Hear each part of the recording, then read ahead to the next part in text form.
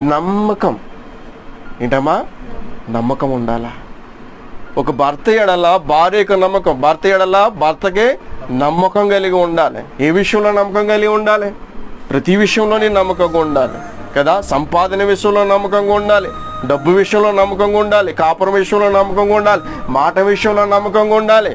వాళ్ళ మధ్య ఏముండదు, దాపరికాలు లేకపోతే నీకు తెలియకుండా చాటు వ్యవహారాలు అనేటువంటివి ఉండకూడదు. సమర్పణ అనేటువంటి విషయంలో నమ్మకత్వాన్ని చాటే విధంగా ఉండాలి. మనం ఎవరికి? మన దేవునికి మనం నమ్మకంగా ఉన్నామా లేమా అనేటువంటిదే సమర్పణ కలిగినటువంటి జీవితం. నమ్మకం ఉంచగలుగుతున్నామా దేవుని ఎడల?